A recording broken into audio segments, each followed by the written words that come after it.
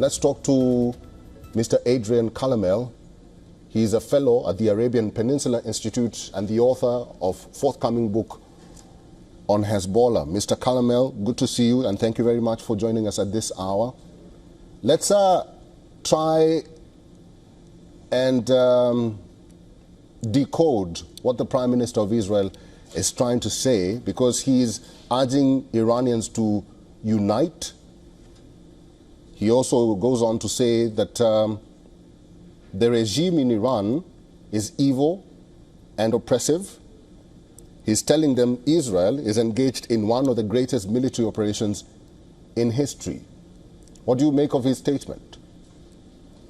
Well, thank you for having me, Eric. It's good to see you again. I think his statements are accurate. If you look at this regime, just at their history, I'll just look at the last 5 years. This last year, they executed more people than they have the past 5 years. And this has been going on since 2017. You've really seen it ratchet up.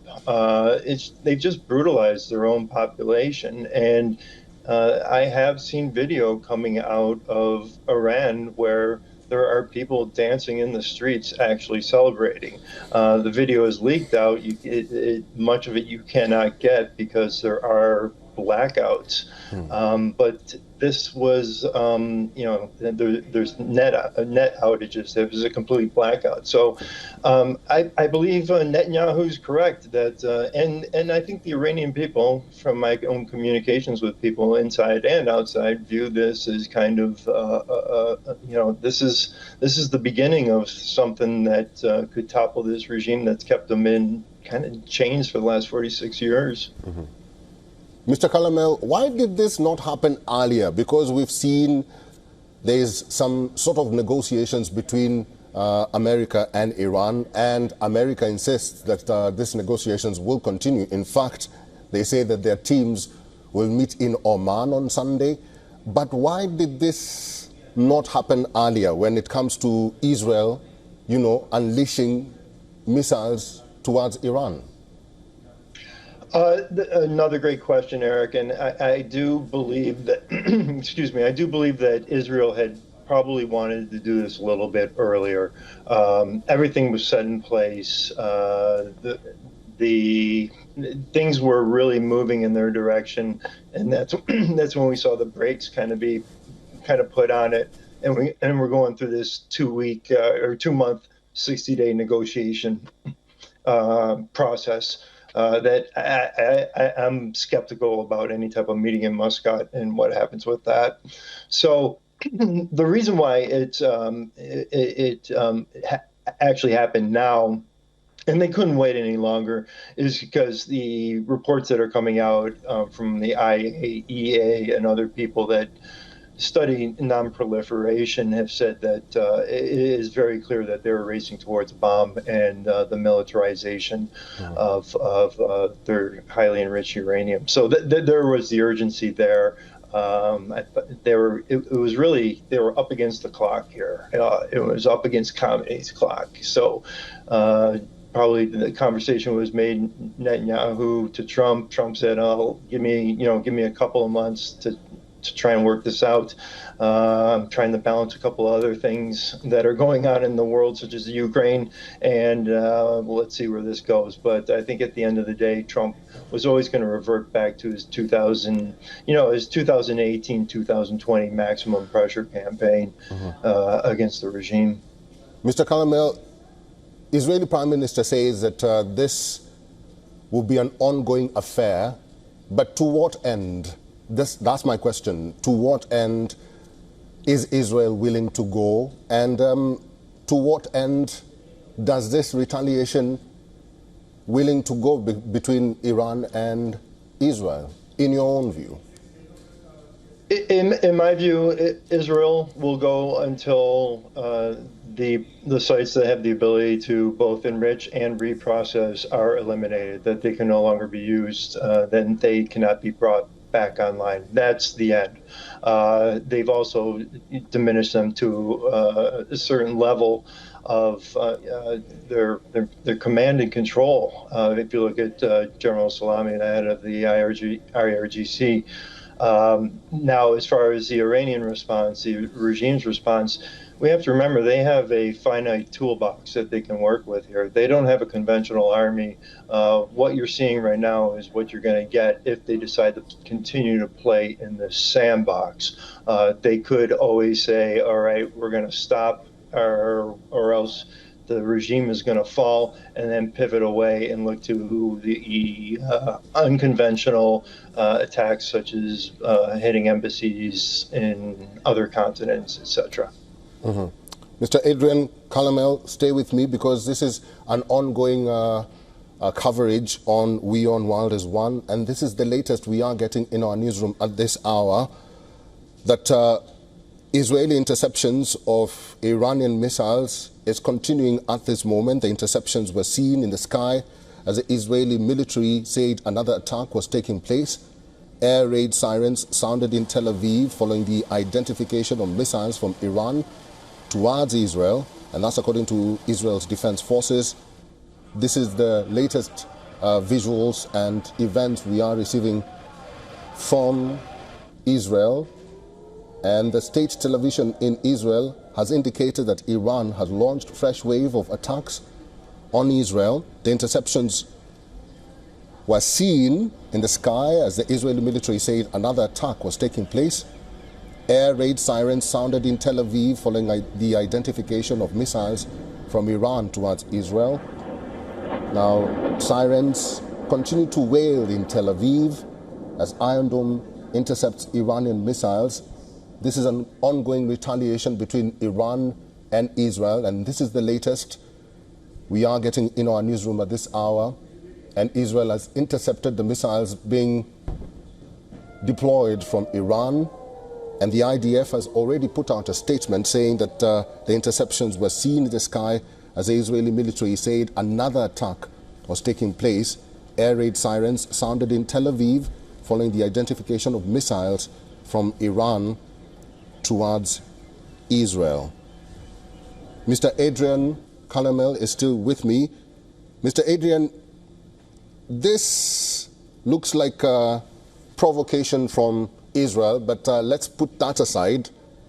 The targeting of nuclear facilities in Iran, what impact will that have?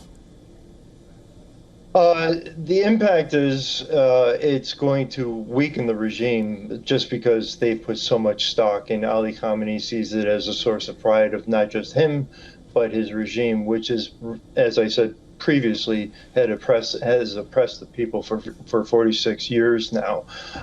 As far as nuclear contamination, any type of radioactive spillover, there's two sites that they need to stay away from, and they're not hitting those. They're hitting the enrichment sites and where they're reprocessing. And we also have to remember that a lot of these sites are deep below the surface, unlike what we had seen in Iraq with the nuclear reactor there, or Chernobyl, or something of that nature. So that's the goal is obviously to spare as many lives, Iranian lives, as possible, because Israel really is on the side of the Iranians. If you see, if you know the Iranian people, especially in the diaspora, they see, and inside, they see the Israeli state as an ally, and somebody that can help push over this house of cards. So this is, it was always going to come down to this. It was always going to come down to some type of kinetic action. Was my belief is that Trump tried to provide an off-ramp. Khamenei didn't want it. He insisted that they were going to enrich and reprocess. If they did that, and they said that they didn't want to produce a nuclear weapon, they would be the first country in the world that reprocesses and enriches, but does not produce a nuclear weapon. So that's why decisive action was made, and they can not allow this ever to happen. And Mr. that's being done right now. Mr. Kalamel, let's talk about the countries which are involved in this sort of war between Iran and Israel. And Iran is actually warning those countries that support Israel that they will be met with the same force as Israel is being met with right now. And we have the latest now. There's a statement from a U.S. official who says that the U.S. did not provide any military assistance or have any involvement in the Israeli strike. But how much do you think America is involved in this sort of conflict? Oh, Eric, yeah, I would have to say that we are involved. You know, if Israel's going to take out this type of action, it's not going to be without a wink and a nod from the United States and saying also that we will give you our full backing to finish the job. So I think we would be rather naive to say that there isn't U.S. support. So that puts, you know, troops that we have stationed in Iraq in jeopardy, and that's also one of the concerns of Israel is that, you know, they can hit from other directions. They can launch from Iraq. They can launch from Yemen. But as far as the other countries that are not aligned with the Islamic Republic, Saudi Arabia, UAE, you go around Jordan, you go around the Gulf, it's pretty much mum. Nobody's saying a word. It's just it's a wink, wink. Mm-hmm. Mr. Kalamel, there are some critics who say that once a war begins, it's very hard to control it or to end it. But how long do you think this war will persist between Iran and Israel? And who, if at all, any country or any person, who can pacify the situation at this moment? Oh, wow. Okay. Yeah, that's a great question. Who can pacify the situation? I don't know if anybody can step this down. I think that, you know, Khamenei can say, he can obviously say, okay, no more, I give up. You come in, you dismantle everything, and we're going to play by your rules, and that's it. That's one way to step this down, and that's the only way I see this being resolved. As far as length and duration of this, you know, we're into the first day of this, of the Israeli strikes, and they took out some critical leaders, some high-value targets. They also took out, you know, multiple sites, and they continue to hit sites, and they've run so many sorties that we really don't know the damage assessment yet. But I would expect this to last over several days and maybe into a week or two. All right. Mr. Adrian Kalamel, thank you very much for your time and for talking to us today. Always a pleasure, Eric. Thank you.